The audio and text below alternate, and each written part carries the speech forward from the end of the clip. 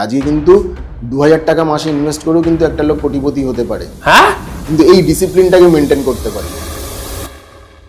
Mutual ফান্ডে কত বছরে টাকা ডবল হয়? মানে এমনি সাধারণ নর্মালি মিউচুয়াল ফান্ডে এভরি 5-6 ইয়ার্সে কিন্তু টাকা ঠিকমতো ম্যানেজ করলে 5-6 বছরের মধ্যে টাকা ডবল হতে থাকে।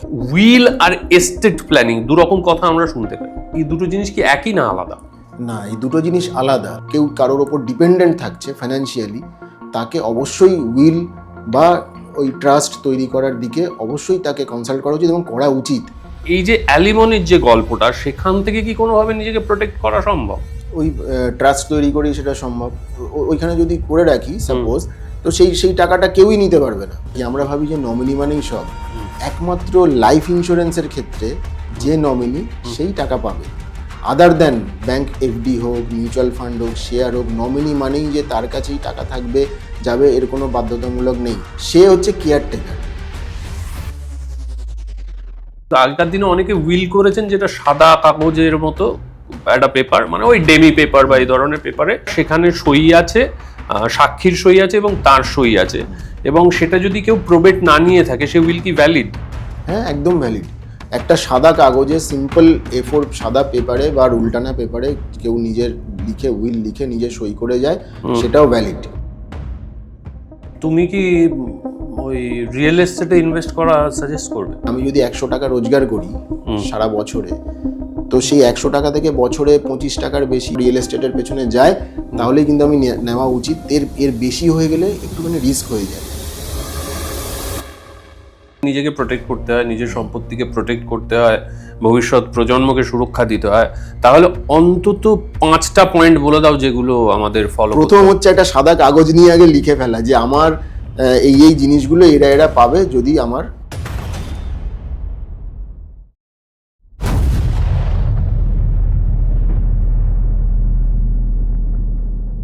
Hello and welcome to time and tide podcast with Sourav. আজকের এপিসোড ইনভেস্টমেন্ট সংক্রান্ত, কিন্তু এপিসোডটার অ্যাঙ্গেলটা সম্পূর্ণ আলাদা। সেটা শুনলেই বুঝতে পারবেন কেন। তার জন্য একটু ধৈর্য ধরে অপেক্ষা করতে হবে। আর আজকে আমার সঙ্গে এমন একজন অতিথি এসে উপস্থিত হয়েছেন যিনি এই বিষয়টার বিশেষজ্ঞ আর কি। এই বিষয়ে নিয়েই তার কাজ, তার পেশা। আজকে তাকে আমার স্টুডিওয়ে পেয়ে আমি অত্যন্ত আনন্দিত, এবং আমার মনে হয় আমরা এবং আপনারা প্রত্যেকেই নতুন কিছু ইনফরমেশন পাবেন, যেটা time and tide podcast with সৌরভের এসেন্স বা ইউএসপি। আজকে আমার অতিথি সুজন দাস। সুজন দা, ওয়েলকাম টু দ্য শো। নমস্কার। নমস্কার। অনেক ধন্যবাদ আমাকে আমন্ত্রণ করার জন্য। আচ্ছা, বলছি তোমার কোম্পানিটার নাম কি জানো? ওয়েলম্যাক্স ক্যাপিটাল। তুমি আমাকে বলো যে এই যে উইল আর এস্টেট প্ল্যানিং দু রকম কথা আমরা শুনতে পাই, যে উইল করে গেছেন অথবা এস্টেট প্ল্যানিং করে দিয়েছেন। এই দুটো জিনিস কি একই না আলাদা? না, এই দুটো জিনিস আলাদা। দুটো জিনিস আলাদা বলতে, যে এস্টেট প্ল্যানিং যেটাকে আমরা বলি সাকসেশন প্ল্যানিং, এটা হচ্ছে প্রসেস, এটা হচ্ছে সিস্টেম। উইলটা হচ্ছে তার মধ্যে একটা টুল, মানে একটা অপশন। আচ্ছা, এস্টেট প্ল্যানিং এর মধ্যে উইল একটা অপশন। আরও যে অপশনগুলো আছে যেরকম খুব চলতি কথায় আছে পাওয়ার অফ অ্যাটর্নি, তারপরে হচ্ছে প্রাইভেট ট্রাস্ট বা ফ্যামিলি ট্রাস্ট তৈরি করা। তো সেরকমই উইল একটা অপশন। এস্টেট প্ল্যানিংটা হচ্ছে যে, বা সাকসেশন প্ল্যানিং, পুরো প্রসেসটার নাম।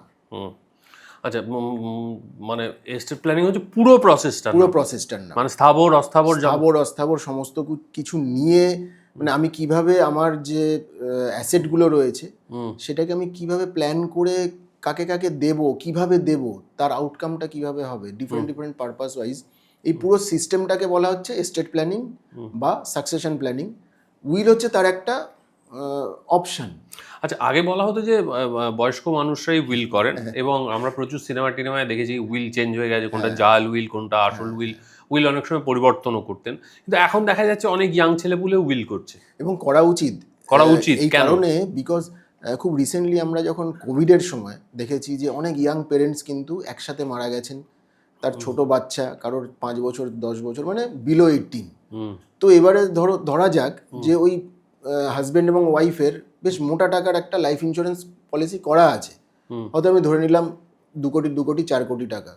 বা একটা ছোট বাচ্চা যার 10-12 বছর বয়স, সে নমিনি। ঠিক আছে, এবার নমিনি, এবার হয় বাবার পলিসিতে বাচ্চাটি নমিনি, গার্জেন ছিলেন মা, মার পলিসিতে বাচ্চাটি নমিনি, গার্জেন ছিলেন বাবা, এবার দুজনেই নেই। এবার ওই বাচ্চাটি কিভাবে ওই 4 কোটি টাকাটা সে ম্যানেজ করবে এবং সেই বাচ্চাটিকেই বা কে দেখাশোনা করবে? আমাদের এখানের যে অ্যাক্ট অনুযায়ী ন্যাচারাল গার্জেন হচ্ছেন বাবা মা। বাবা মার অবর্তমানে তারা যদি ডিসাইড করে দিয়ে না যান যে আমাদের অবর্তমানে যতদিন না 18 বছর বয়স হচ্ছে এই বাচ্চাটির লিগ্যাল গার্জেন অমুক হবেন, ততদিন কিন্তু লিগ্যাল গার্জেন সেইভাবে এস্টাবলিশড হয় না। তখন কোর্টকে সেখানে ইন্টারভিন করতে হয় এবং কোর্ট ডিসাইড করে দেবে যে এই বাচ্চাটির পক্ষে লিগ্যাল গার্জেন হওয়ার যোগ্যতা কার রয়েছে, তার ঠাকুমা ঠাকুরদার রয়েছে, না তার দাদু দিদার রয়েছে, নাকি অন্য কোনো রিলেটিভের রয়েছে। এবং কোর্ট যদি ভাবে যেনারা কেউই সেরকমভাবে যোগ্য নন সেই বাচ্চাটির বা বাচ্চাগুলির দায়িত্ব নিতে, তাহলে কোর্ট কি করবেন? সেই বাচ্চাটাকে বা বাচ্চা যে যদি একাধিক থাকে তাদেরকে অনাথ আশ্রমে পাঠিয়ে দেবেন, হোমে পাঠিয়ে দেবেন। তো নিশ্চয়ই কোনো বাবা মা চাইবে না যে তাদের অবর্তমানে তাদের বাচ্চা যতক্ষণ না 18 বছর হচ্ছে সে অনাথ আশ্রমে গিয়ে থাকবে। তো এটা হচ্ছে নর্মাল প্রসেস। এই জন্য মানে যখনই আমরা যেটা বলি যে যখনই কারোর লাইবিলিটি আসছে, কেউ কোনো মানে কেউ কারোর ওপর ডিপেন্ডেন্ট থাকছে ফাইন্যান্সিয়ালি, তাকে অবশ্যই উইল বা ওই ট্রাস্ট তৈরি করার দিকে অবশ্যই তাকে কনসাল্ট করা উচিত এবং করা উচিত। শুধুমাত্র রিস্ক কভারেজের জন্য ইন্স্যুরেন্স পলিসি নিয়ে রাখলেই যথেষ্ট নয়, এই ব্যাপারটাকেও রাখতে হবে। তুমি আমাকে বলো, এই যে উইল বলে না, উইল একটা যেটা করে রাখলাম সেটা কি সারা জীবন চলবে, না উইল চেঞ্জ করার প্রয়োজন আছে 1 বছর 2 বছর 3 বছর? চেঞ্জ করার প্রয়োজন সময় 1 বছর বাদে বাদেই করবো এরকম কোনো ব্যাপার নেই। যখনই কারোর একটা এখন এই মুহূর্তে আজকে 2026-এ তার যে অ্যাসেট রয়েছে সেই অনুযায়ী সে একটা উইল করে বললো আমার এ পাবে, ঠিক আছে। তো 2 বছর 3 বছর বা যে কোনো সময় সেটা তার পরিবর্তন হবেই, তো অ্যাসেট বাড়বে বা কমবে বা লাইবিলিটি আরও কেউ বাড়বে বা কমবে, সেই অনুযায়ী সেটাকে সে যতবার খুশি চেঞ্জ করতে পারে। এবং শুধুমাত্র উইলের কথা আমরা বলছি, যেটা আমি বললাম একটু আগে যে বাচ্চাদের ক্ষেত্রে সেখানে লেটার অফ গার্জিয়ানশিপ এটা খুব দরকার। এটাও আরেকটা অপশন, আরেকটা টুল মানে আমাদের সাকসেশন প্ল্যানিং বা এস্টেট প্ল্যানিং এর মধ্যে, যে আমাদের অবর্তমানে এর লিগ্যাল গার্জেন হবে, তার অবর্তমানে লিগ্যাল গার্জেন হবে, এইভাবে করে ডিস্ট্রিবিউট করা। তো মানে এই যে ধরো এই ডিস্ট্রিবিউশনটা ঠিক আছে। এবার তুমি আমাকে বলো, এই ধরো বাবা মা এই নমিনি করে গেছেন, উইল আছে, লিগ্যাল গার্ডিয়ান আছেন, এবং তারা একটা বড় টাকা রেখে যেতে পেরেছেন নিজেদের স্থাবর অস্থাবর সম্পত্তি বাবদ বা ইন্স্যুরেন্সের যে ক্লেম হয়েছে সেটার জন্য, কিন্তু তার কেউ একজন লিগ্যাল গার্ডিয়ান হয়েছেন। এবার এই লিগ্যাল গার্ডিয়ানের হাতে ফুল কন্ট্রোল অফ দ্য মানি, মানে সেইটার উপর কি কোনোভাবে ক্যাপ আটকানো যায় যে এই টাকাটা এই অবধি খরচা করা, এইটার জন্য এইটা খরচা করা হবে, এই খাতের বেশি খরচা করা যাবে না, এরকম স্পেসিফাই করা যায়? হ্যাঁ, একদম করা যায়। খুব ভালো প্রশ্ন এটা। সেটা সেই ক্ষেত্রে এরকম ভাবে ক্যাপ, কারণ বলছি সাধারণভাবে আমরা অনেক মূলত সিনেমাতেই দেখেছি যে লিগ্যাল গার্ডিয়ান মানে সেই বাচ্চাটির উপর প্রচন্ড অত্যাচার করছে এবং বাচ্চাটি যে অ্যাকচুয়ালি সেটার উত্তরাধিকারী সে তার কোনো বেনিফিটই পাচ্ছে না। একদম ঠিক কথা। এই ক্ষেত্রে সবচেয়ে ভালো যে আরেকটা টুল আছে সেটা হচ্ছে ট্রাস্ট তৈরি করা, ফ্যামিলি ট্রাস্ট বা প্রাইভেট ট্রাস্ট তৈরি করা। ট্রাস্ট তৈরি করলে কি হচ্ছে, কোনো একজনের কাছে থাকছে না, ওখানে 2 জন 3 জন 4 জন ট্রাস্টি থাকছে। সাপোজ আমি আমার প্রপার্টিটা আমি দিয়ে যাব, আমি একটা ট্রাস্ট তৈরি করলাম, ঠিক আছে। এবারে সেই আমার ফ্যামিলির নামে ট্রাস্ট তৈরি করলাম, suppose XYZ family beneficiary trust. সেখানে আমি ওখানে ভাগ করে দিয়ে গেলাম যে এরা বেনিফিশিয়ারি হবে, এরা এইভাবে টাকাগুলো ডিস্ট্রিবিউট হবে, ফান্ডগুলো ডিস্ট্রিবিউট হবে, এবং ওখানে কোনো একজনের কাছে নেই, ওখানে 2 জন 3 জন 4 জনের কাছে আছে। আমি চাইলে ওখানে ইনস্টিটিউশনকেও রাখতে পারি অ্যাজ এ ট্রাস্টি, কোনো ব্যাংক থাকতে পারে অ্যাজ এ ট্রাস্টি, কোনো আদার কোনো রিলিজিয়াস অর্গানাইজেশন সেখানে ট্রাস্টি হিসেবে থাকতে পারে। ব্যাংক থাকতে পারে অ্যাজ এ ট্রাস্টি, মানে ব্যাংকের উপর কি আমি রেসপন্সিবিলিটি দিতে পারি যে এই বয়স হলে এই ফান্ডটা তুমি রিলিজ করবে? ও আচ্ছা, ট্রাস্টের মধ্যে সেইভাবে করা যায়, ফ্যামিলি ট্রাস্ট বা প্রাইভেট ট্রাস্টের মধ্যে সেইভাবে করা যায়। একটা হয় চ্যারিটেবল ট্রাস্ট, যেটা বিভিন্ন চ্যারিটেবল, এটা হচ্ছে ফ্যামিলি ট্রাস্ট, প্রাইভেট ট্রাস্ট। আচ্ছা, এইভাবে করে করা যায়। যদি ব্যাংকে সেখানে এগ্রি হতে হবে, সে আমি এটা রেসপন্সিবিলিটি নিচ্ছি, এইভাবে করে কিন্তু ডিস্ট্রিবিউট করা যায়। এটা সবচেয়ে বেশি কাদের কাজে আসে জানো? যাদের স্পেশাল চাইল্ড থাকে, এবং নট অনলি চাইল্ড, যদি কারোর ব্রাদার সিস্টার থাকে যে তার ওপর ডিপেন্ডেন্ট। কেননা একটা খুব চমকে দেওয়ার মতো কথা বলি, আমাদের হিন্দু সাকসেশন অ্যাক্টে কেউ যদি, কোনো পুরুষ মানুষ যদি উইদাউট উইল বা উইদাউট সাকসেশন প্ল্যানিং করে মারা যান, তার প্রপার্টির ওপরে তার ফার্স্ট লিগ্যাল হেয়ার কিন্তু তার বাবা নন। আজকে যদি কোনো ভদ্রলোকের বাবা অসুস্থ থাকেন এবং তার ছেলের ওপর সে পুরোপুরি ডিপেন্ডেন্ট থাকেন, সেই ছেলের যদি হঠাৎ করে কিছু হয়ে যায়, সে যদি মারা যায়, উইদাউট উইল বা সাকসেশন প্ল্যানিং করে, তাহলে সেই তার যে পরের যে জেনারেশন, মানে তার ওয়াইফ বা তার ছেলে মেয়ে, তারা যদি চায় যে ওই মানুষটির বাবাকে কোনো রকম সাহায্য করবে না, সে কিন্তু কিচ্ছু করতে পারবে না লিগালি। তো এটা অনেকেই জানে না যে একজন বাবার তার সন্তানের প্রপার্টির ওপরে কোনো লিগালি কোনো অধিকার নেই। সে লিগাল হেয়ার, মানে একজন মানুষ যদি তার বউ এবং স্ত্রী ছেলে মেয়ে ছাড়া যদি মানে মারা যান, তাহলে তিনি আসছেন, বাবা আসছে, ভাই আসছে, তো এইভাবে পরপর আসে জিনিসগুলো। ওকে তুমি বললে যে অনেক সময় কোর্টও ইন্টারভিন করে, রাইট? তো কোর্ট যখন ইন্টারভিন করে সেই সিদ্ধান্তটা কে নেন? ডিস্ট্রিক্ট জাজ নেন? ডিস্ট্রিক্ট জাজ নেন।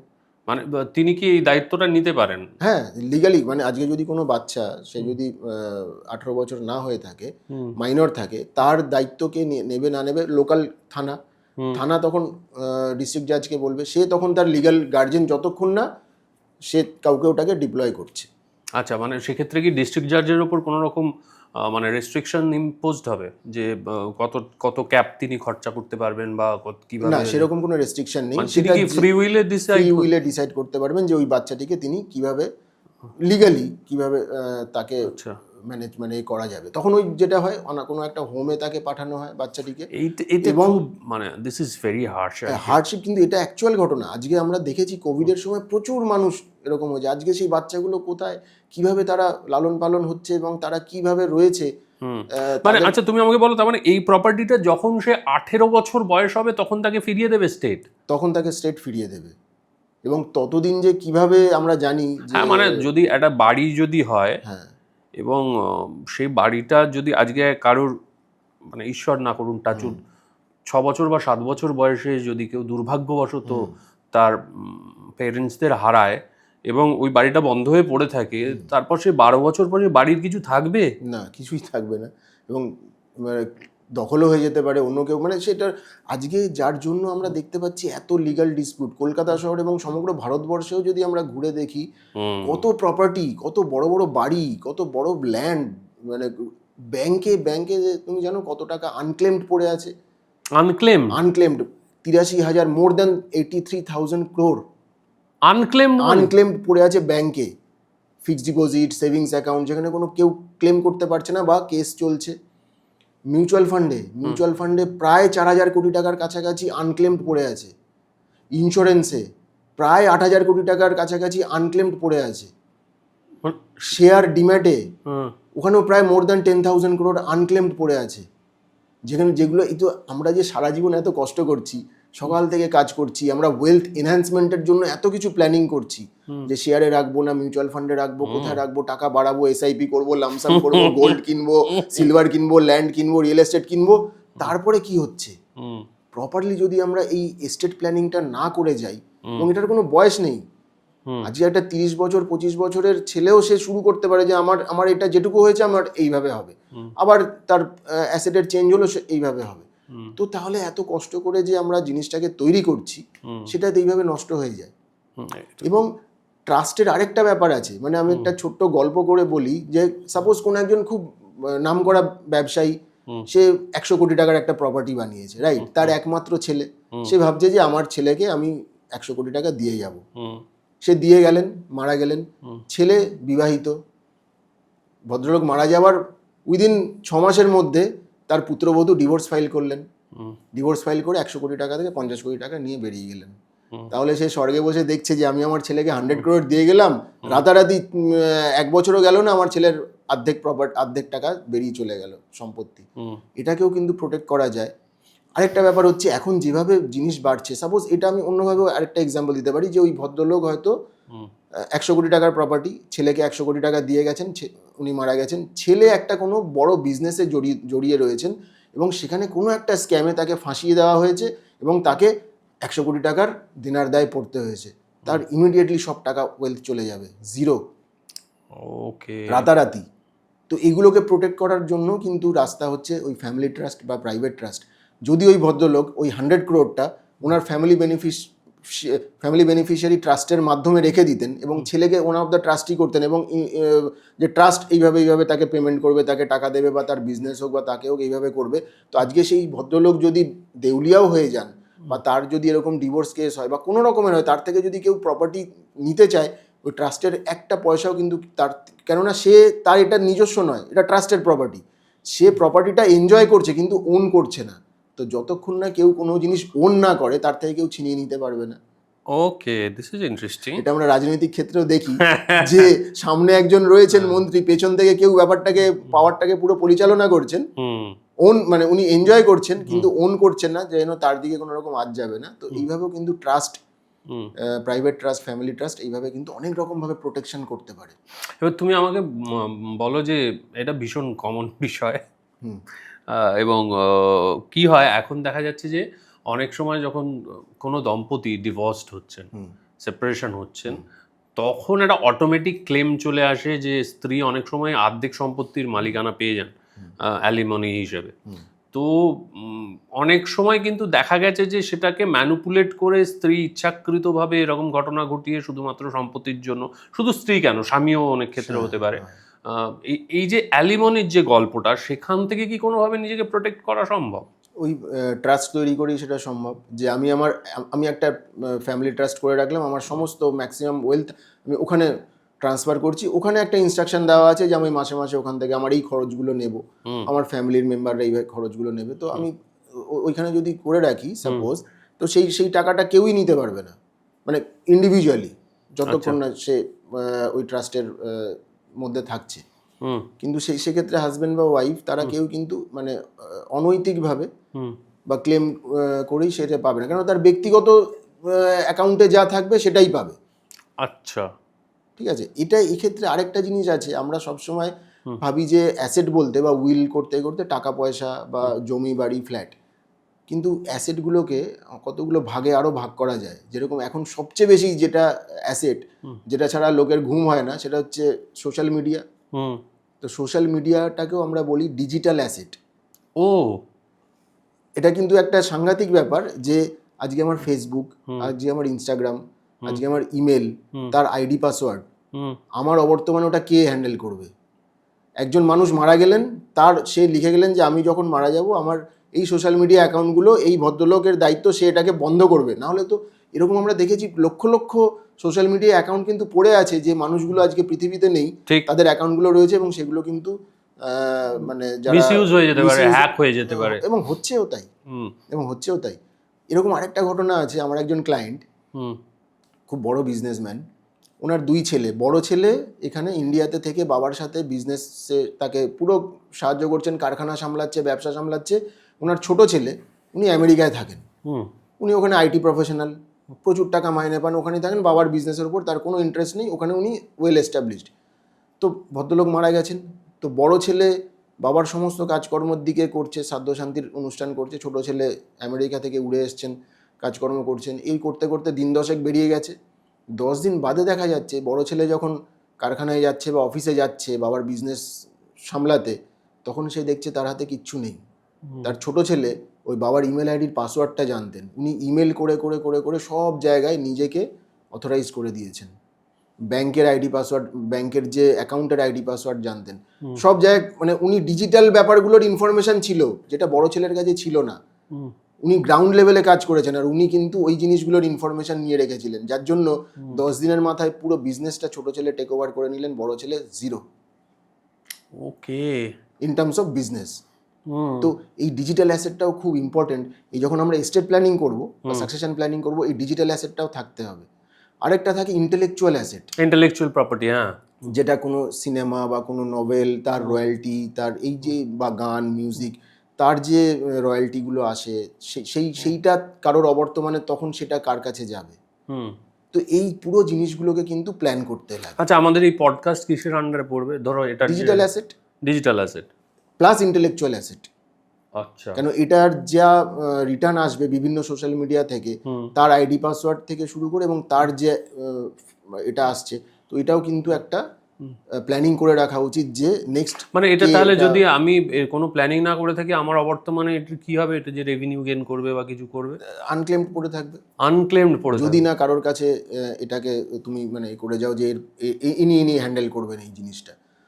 আদারওয়াইজ তোমার যে লিগ্যাল হেয়ার থাকবে, সে তাকে ক্লেম করতে হবে ওই জায়গায়। মাথা খারাপ হয়ে যাবে ক্লেম হ্যাঁ, বিশাল মাথা খারাপ হয়ে যাবে। এটা সামান্য মানে আমাদের এই ফিনান্সিয়াল ইনস্ট্রুমেন্টে, মিউচুয়াল ফান্ডে যদি কেউ নমিনি না করে, এখন তো বাধ্যতামূলক করা হয়েছে নমিনি করতেই হবে, এরকম দেখা গেছে কেউ নমিনি করেনি, নমিনি না করে ভদ্রলোক মারা গেছেন, তার ওয়াইফ এখানে থাকেন, সে বয়স্ক হয়ে গেছে, অ্যারাউন্ড 70 এজ, আমি বলছি যে উদাহরণ, তার ছেলে মেয়ে, এক ছেলে এক মেয়ে, দুজনেই বিদেশে থাকে, এবং তাকে তাহলে ওই ভদ্রমহিলাকে কোর্টে সাকসেশন সার্টিফিকেট প্রোভাইড করতে হবে, এবং সাকসেশন সার্টিফিকেটে ওই এক ছেলে আমেরিকায় থাকে, তার মেয়ে লন্ডনে থাকে, ওই দুজনকে এখানে আসতে হবে একই সময়ে, এসে ওই সাকসেশন সার্টিফিকেটে ওনাকে প্রুভ করতে হবে যে এরাই রয়েছে, আর কেউ নেই।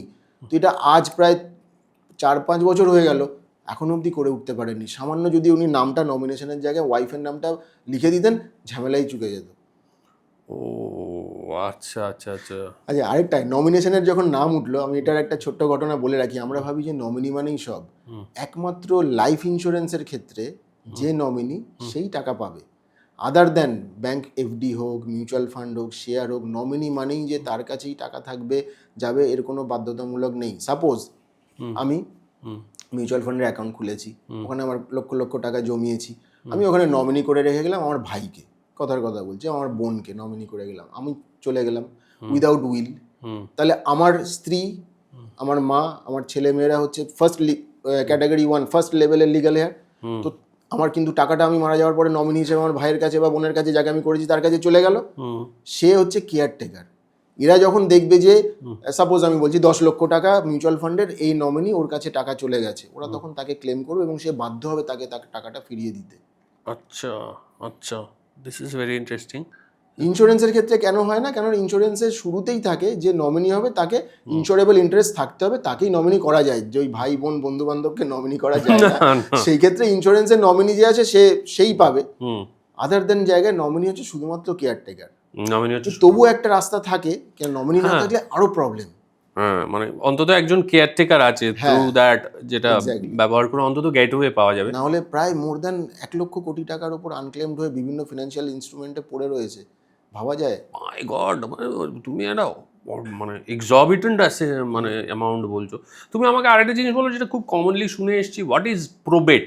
প্রোবেট নেওয়া ব্যাপারটা কি? প্রোবেটটা হচ্ছে উইল করে গেলাম, উইলটা রেজিস্ট্রেশন হলো, এবার ওটাকে উইল মারফত সকলের সেই জিনিসগুলো ভাগ করে নিতে পারবে তখনই যখন উইলটা প্রোবেট বের করা হবে। প্রোবেটটা হচ্ছে সিস্টেম যে লিগাল অথরিটি দিচ্ছে যে হ্যাঁ তোমরা এটা নাও, যদি না কেউ কাউকে চ্যালেঞ্জ করে।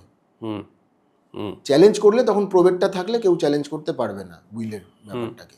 তো উইলের প্রোবেট বের করাটা, উইল তৈরি করাটা কিন্তু একেবারেই খরচ সাপেক্ষ নয়। বা এই যে প্রাইভেট ট্রাস্ট বলছি বা যে গার্ডিয়ানশিপ লেটার, এগুলো কিন্তু খুব নমিনাল কস্ট, ফিউ থাউজেন্ড রুপিসেই হয়ে যায়।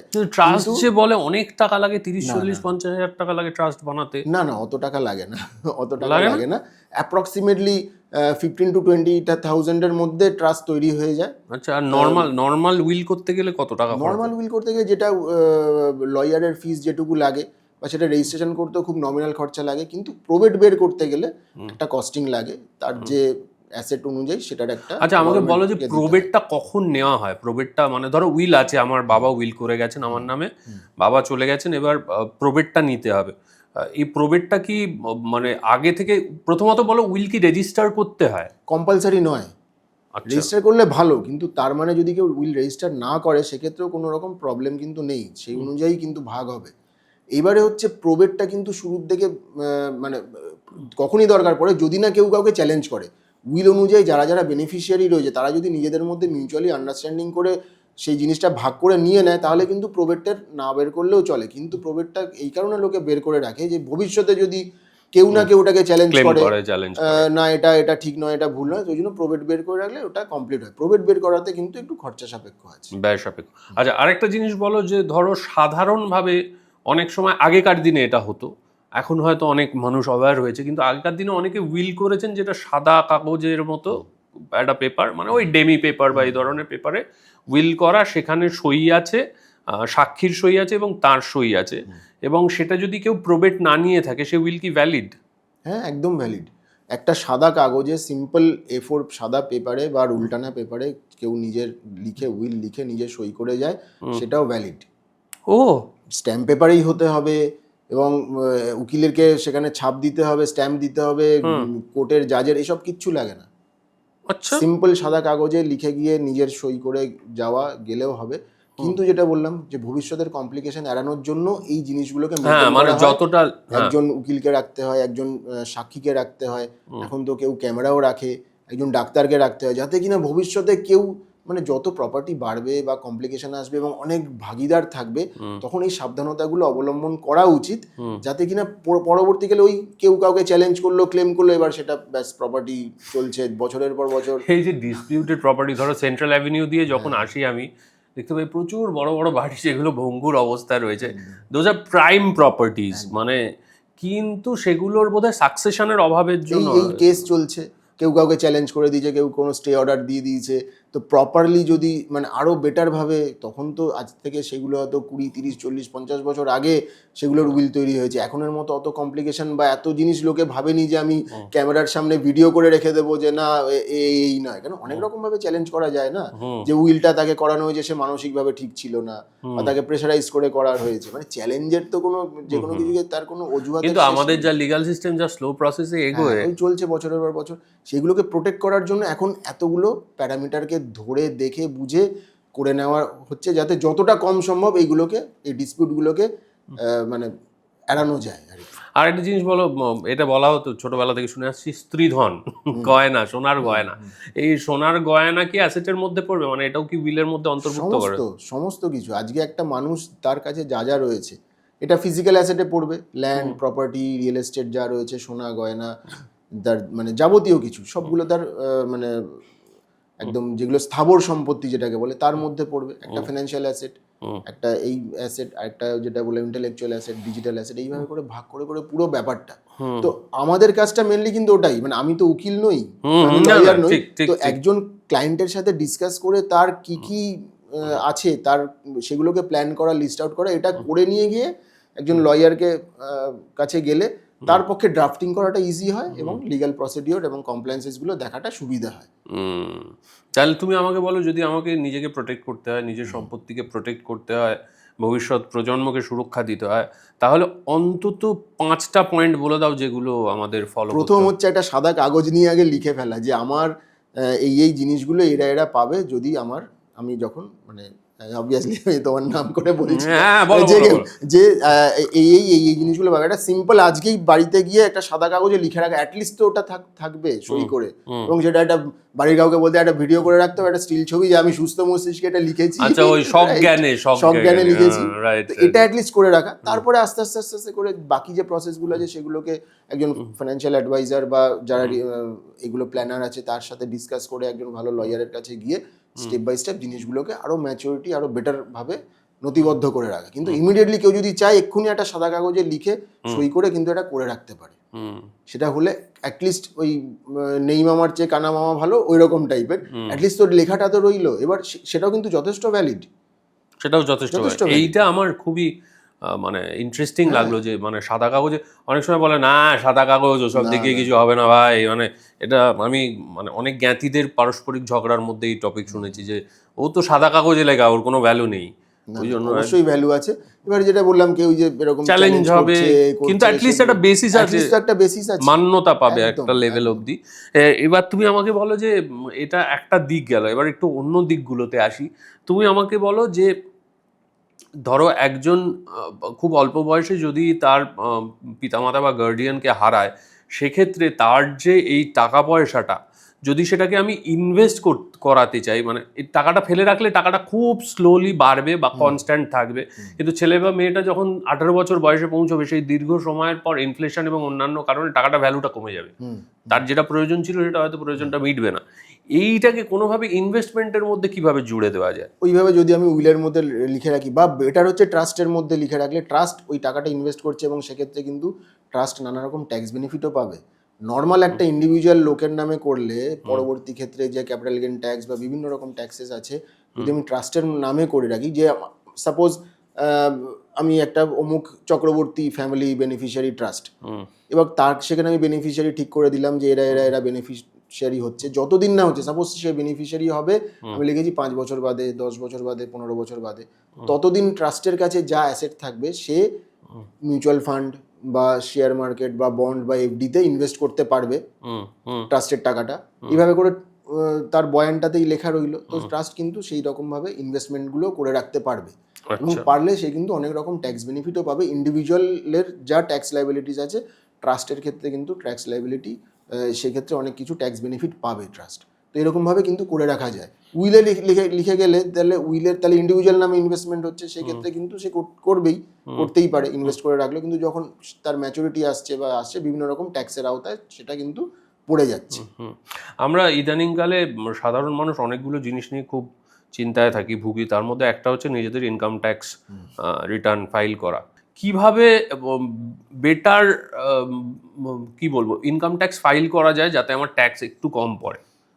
ইনকাম ট্যাক্স ফাইল এখন যেহেতু সমস্তটাই ট্যাক্সের, মানে আগে যে এক্সামশনগুলো ছিল সবগুলোই নিউ রেজিমে সবগুলোকেই বন্ধ করে দেওয়া হয়েছে। তো এখন ওখানে কিছু উপায় নেই, ট্যাক্সগুলোকে দিতে হবে, পরিষ্কার কথা। আচ্ছা, তুমি আমাকে যদি না কেউ কোনো রকম এরকম ইনভেস্টমেন্ট দেখায়, খরচা দেখায় বা দেখায়, সেইগুলো ছাড়া আদারওয়াইজ কোনো অপশন নেই। তো এই মিউচুয়াল ফান্ডের যে রোজগারটা, সেটা কতদিন পরে নিলে সেটা লং টার্ম অ্যাসেট গেইন হবে, মানে কত কম ট্যাক্স করবে? ইকুইটিতে যদি আমি করি, মানে ইকুইটি বেস মিউচুয়াল ফান্ডে, সেক্ষেত্রে 1 বছরের ওপরে হলে সেটা capital gain tax, long term capital gain tax হচ্ছে, এবং সেটা যে ক্যাপিটাল গেইনটা হবে সেখান থেকে 1,25,000 টাকা বাদ যাবে। বাদ গেলে সাপোজ আমি 1 লাখ টাকা ইনভেস্ট করলাম, 2 বছর বাদে গিয়ে সেটা 3 লাখ টাকা হয়ে গেল, ঠিক আছে, তাহলে আমার 2 লাখ টাকা প্রফিট হয়েছে, ওখান থেকে 1,25,000 টাকা বাদ যাবে, 75,000 যেটা থাকছে তার উপরে আমাকে 12.5% long term capital gain tax দিতে হবে। 12.5%। যদি আমার 1 বছরের আগে আমি প্রফিট পেয়ে গেলাম, আমার কিছু একটা ঘটে গেল, সাংঘাতিক ব্যাপারটা, আমার 6 মাসের মধ্যে 1 লাখ টাকাটা 3 লাখ টাকা হয়ে গেল, সেক্ষেত্রে কিন্তু আমাকে 20% short term capital gain tax দিতে হবে।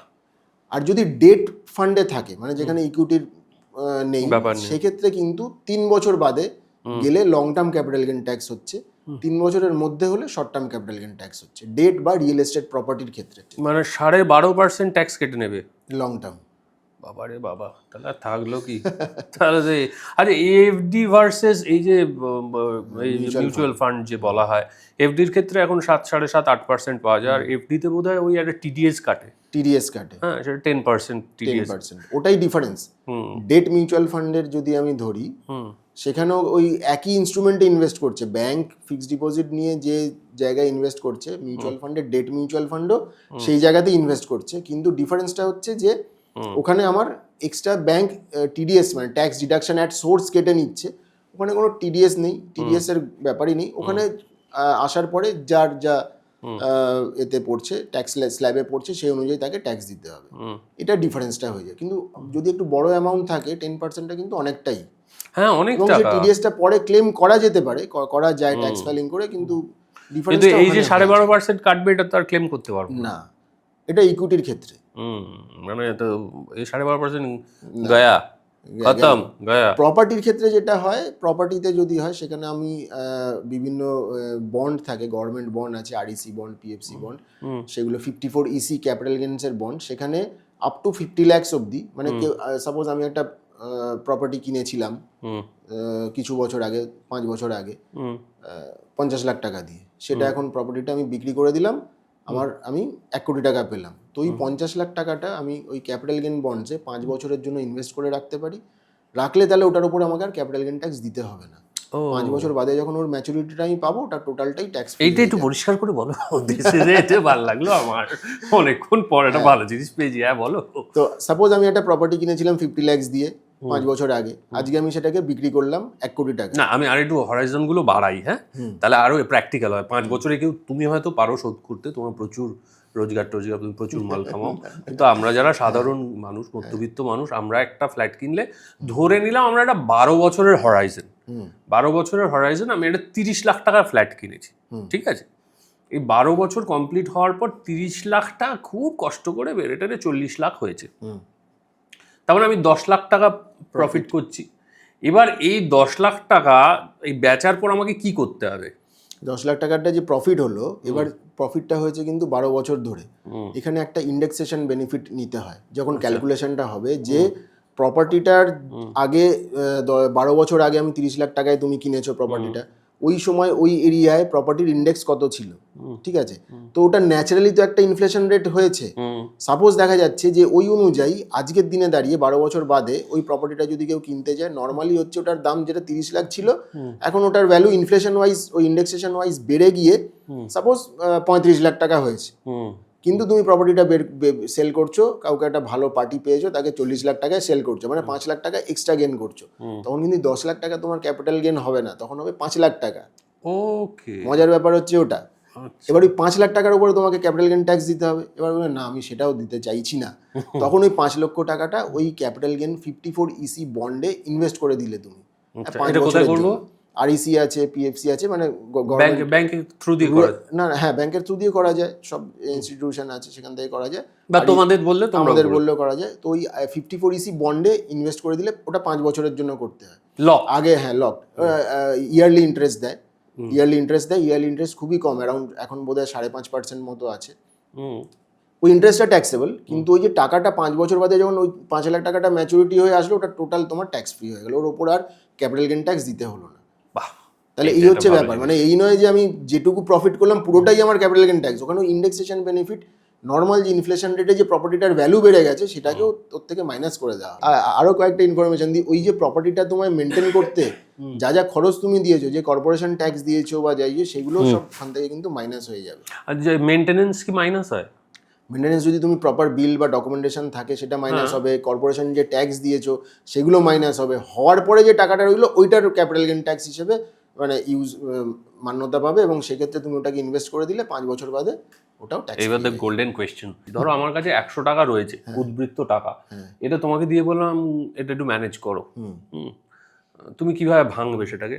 সেটা আমি তোমাকে কিছু কিছু প্রশ্ন বানে বিদ্ধ করবো, যে তোমার টাকাটা কতদিন বাদে লাগবে, কি পারপাসে তুমি চাইছো। না, এটা আনসার দিতে যাই, তবে তো এটা সিন তৈরি হবে না, কনভারসেশন তৈরি হবে।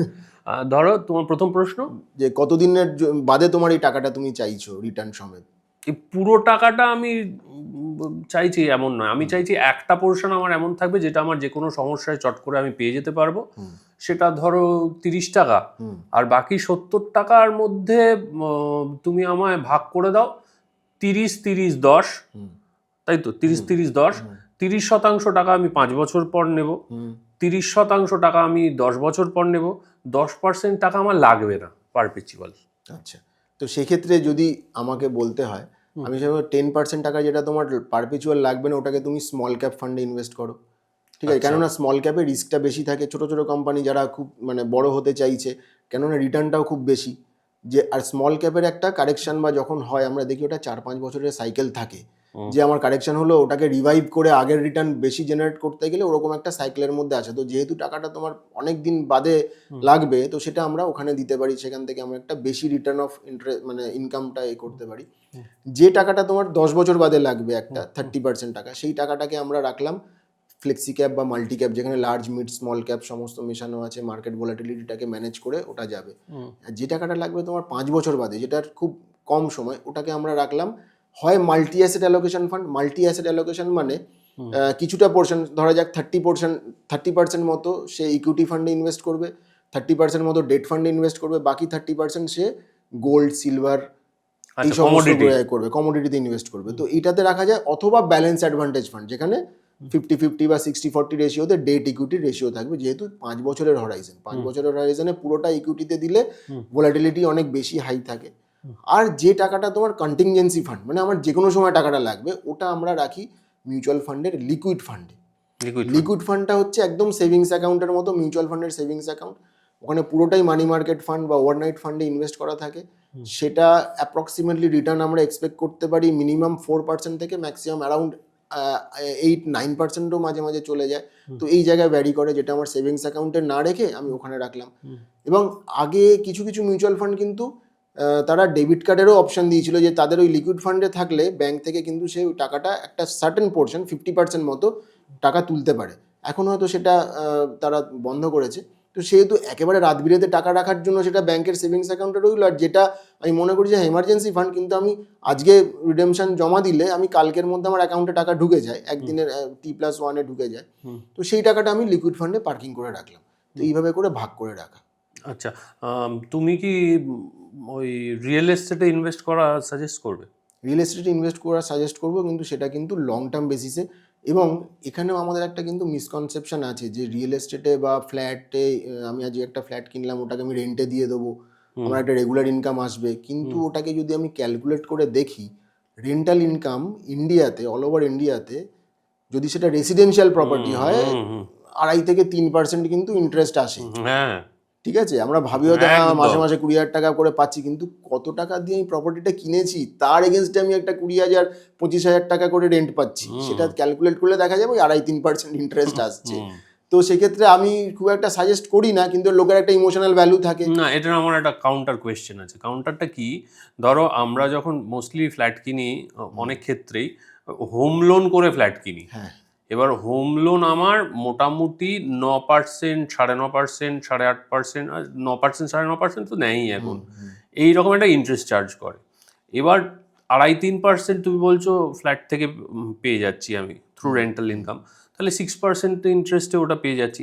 2 নম্বর, এটা আমি ব্যক্তিগত অভিজ্ঞতা থেকে জানি, ওইটা না ওই তখনকার রোজগারের উপর অতটা বোঝা হয়ে দাঁড়ায় না। মানে অনেকটা আমার, মানে ধরো আমার 25,000 টাকা ইএমআই হওয়ার কথা, সেখানে আমি যদি 16,000 টাকা পেয়ে যাই, তাহলে আমি 9,000 টাকা নিজের পকেট থেকে দিচ্ছি। এবং মধ্যবিত্তের যেটা সমস্যা, আমাদের একদম সমস্যা হচ্ছে আমাদের টাকা থাকে না। হ্যাঁ, এটা নিয়েও আমি প্রশ্নে আসবো। এই 9,000 টাকা দিতে দিতে দিতে দিতে দিতে দিতে আমি একটা সময় দেখলাম আমার কাছে একটা প্রপার্টি পেয়ে গেছি। হ্যাঁ, লোন রাইট মোটামুটি শেষ হয়ে সেটা গেছে। হতে কিন্তু মোটামুটি 15 থেকে 20 10 বছর, বছর, 12 বছর, 15 বছর লেগেই যায়। এবং আমরা ফাইনালি গিয়ে দেখলাম হ্যাঁ ভাই একটা আছে, সেই ফ্ল্যাটটা রয়েছে আমার কাছে।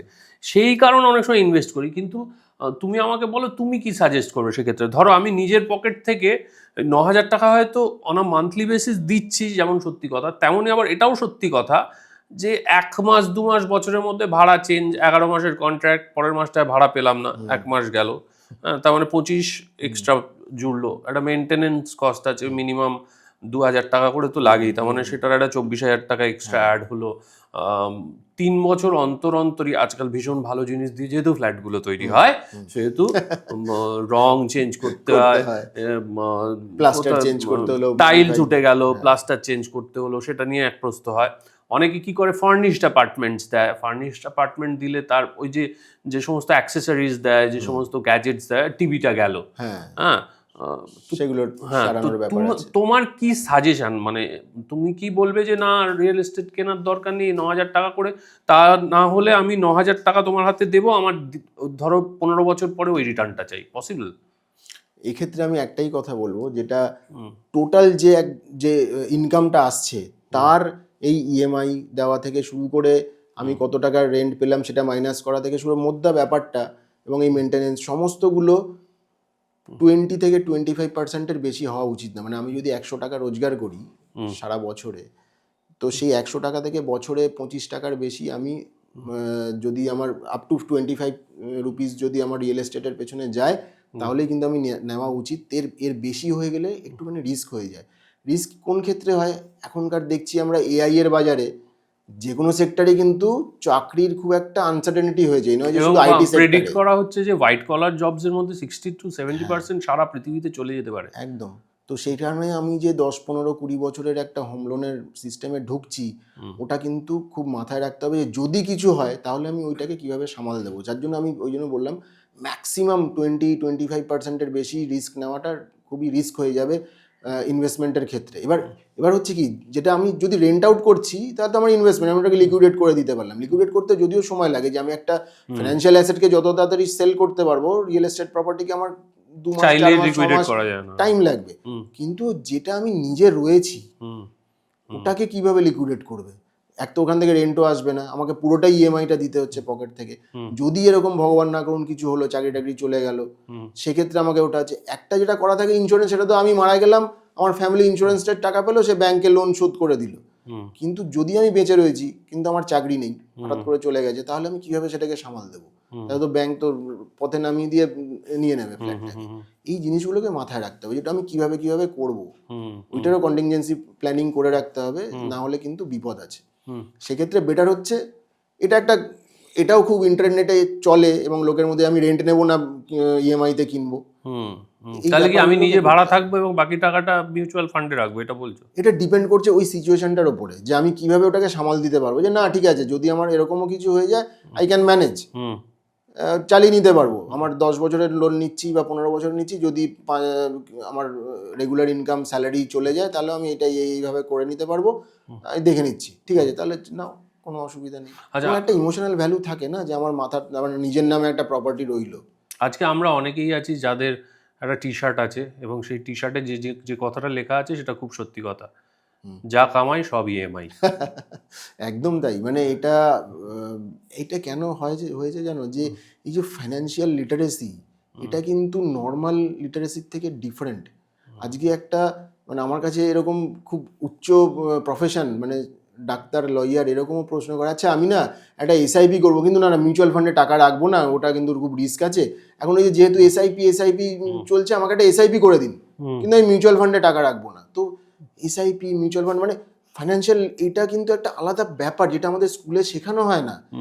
আজকে একটা ছোট বাচ্চাকে আমরা পড়াশোনা শেখাচ্ছি, সায়েন্স শেখাচ্ছি, জিওগ্রাফি, হিস্ট্রি সব বলছি, কিন্তু সে যখন তার এই পুজোর সময় হোক বা তার জন্মদিনে হোক বা কোনো উৎসবের সময় বাড়ির বড়রা যদি তাকে 500-1000 টাকা দেয়, সেই টাকাটা নিয়ে সে কী করবে? ওই পেগি ব্যাংকেই রেখে দেবে। কিন্তু পিগি ব্যাংকে রেখে যে আজকে সেই বাচ্চাটার যদি 5 বছর বয়স হয়, সে 20 বছর অবধি পিগি ব্যাংকে টাকাটা তো নষ্ট হলো, টাকার তো ভ্যালু কমে গেল। ওইটা আমরা তো তাকে শেখাই না, যে একটা মাইনর অ্যাকাউন্ট খুলে তার বাবা মা যদি ওই টাকাটাকে তার বাচ্চার নামে ইনভেস্ট করে রেখে দেয়, 15 বছর বাদে ওই মিউচুয়াল ফান্ডের রিটার্ন বা যেভাবেই হোক ব্যাংকেই ধরুন রেখে দিল, তাহলে কত টাকা রিটার্ন হতে পারে? ওটা পিগি ব্যাংকে 10 বছর, 5 বছর, 20 বছর ধরে কিন্তু থাকছে। এটা কি করে হয়? মাইনর অ্যাকাউন্ট কি করে খুলবে?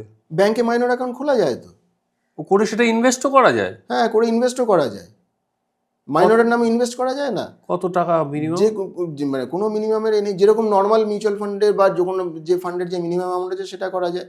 তো এইভাবে করে আমরা তো ওই ফাইন্যান্সিয়াল লিটারেসিটা একেবারেই নেই। এবার যখনই সেই বাচ্চাটি বড় হচ্ছে, সে রোজগার করছে, সে হাতে 50,000 টাকা, 1 লাখ টাকা পাচ্ছে, এবারে সে কিভাবে সেটাকে ম্যানেজ করে বুঝে উঠতে পারছে না।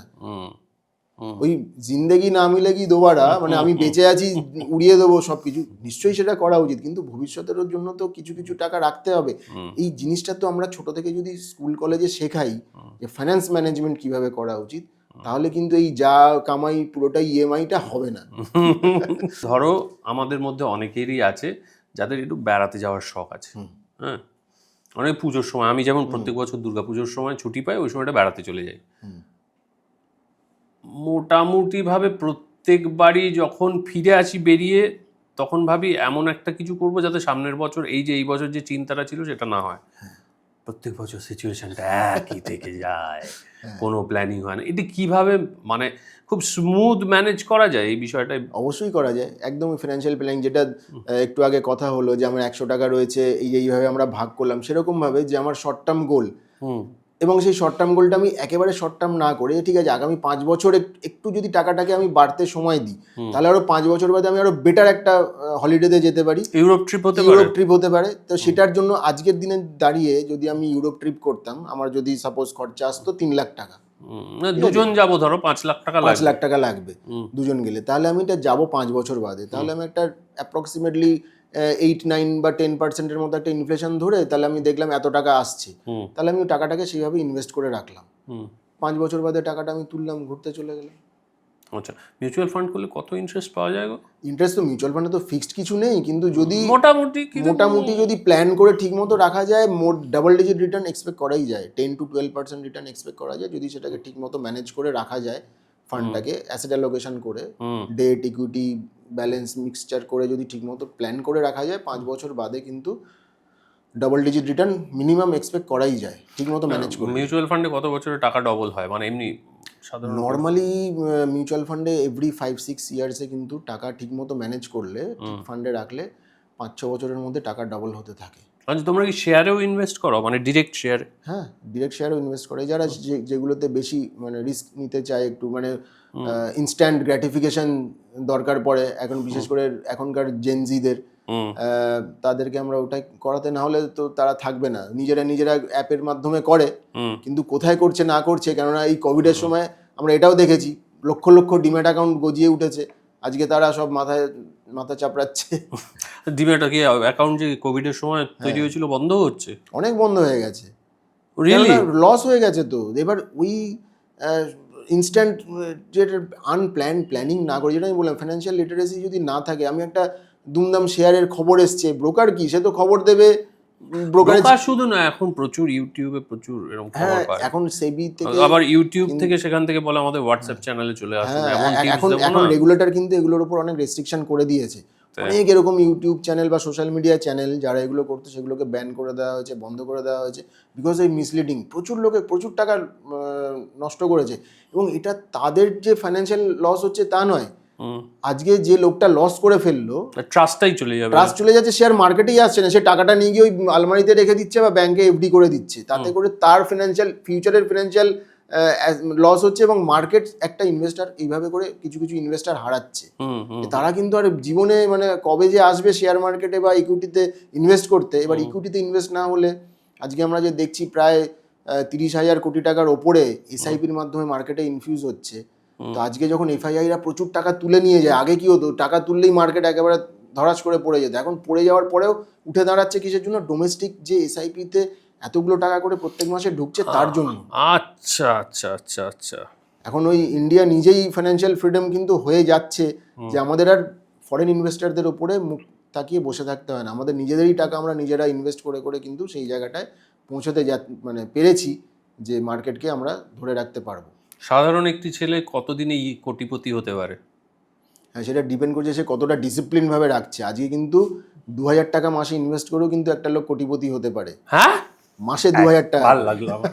হ্যাঁ, বলো তো এটা নিয়ে।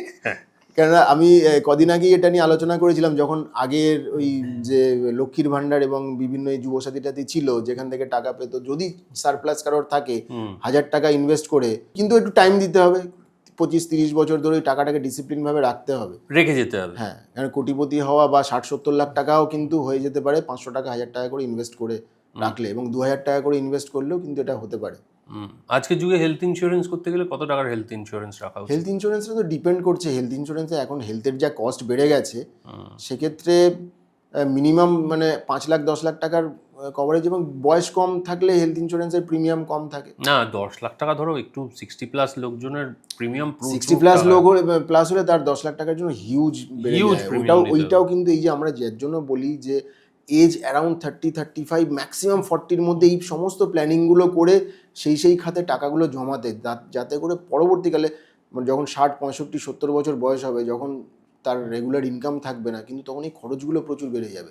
সেগুলোকে সামাল দেওয়ার জন্যই এই ফাইন্যান্সিয়াল প্ল্যানিং করে করে করে করে কিন্তু শুরু থেকেই সেই খাতে টাকাগুলোকে রাখতে হবে ডিসিপ্লিন ওয়েতে। এই নয় যে আমি রাখলাম, ঠিক আছে হ্যাঁ রেখেছি, এটা আমার মেডিকেল কস্টের জন্য, কিন্তু দুম করে একটা গাড়ি পছন্দ হলো আমি গিয়ে কিনে ফেললাম ওইখান থেকে টাকাটা তুলে, তাহলে তো করা যাবে না। ওই জন্য বললাম 1,000 টাকা 2,000 টাকা ইনভেস্ট করে কোটিপতি হওয়া যায়, কিন্তু এই ডিসিপ্লিনটাকে মেনটেন করতে পারলে। Thank you so much. ভীষণ অন্য রকমের আজকের আড্ডাটা হলো, এবং বুঝতেই পারছেন আমি প্রচুর ব্যক্তিগত প্রশ্ন করে নিয়েছি, সুযোগ পেয়েছি যখন।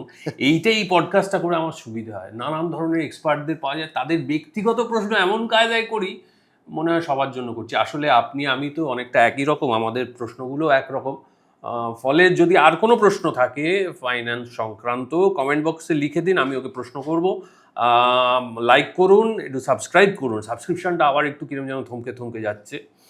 আপনাদের আশীর্বাদে আমরা অনেকটা এগিয়ে এসেছি। মাত্র 2 বছর বয়সে বাচ্চা বেশ বডি টডি তৈরি হয়ে গেছে, কিন্তু একে আরও সুন্দর করে মিস্টার ইউনিভার্স করতে হলে আপনাদের আরও সাপোর্ট দরকার। ওর সঙ্গে কীভাবে যোগাযোগ করবেন সেটা আমি বলে দিচ্ছি, এবং ওর সঙ্গে কথা বলে আমার যেরকম ফ্র্যাঙ্কলি আড্ডা হলো, মনে হচ্ছে আবার দেখা হবে। নিশ্চয়ই। Thank you so much. Thank you. সবাই খুব ভালো থাকবেন, দেখা হচ্ছে আগামী পর্বে। শুভরাত্রি।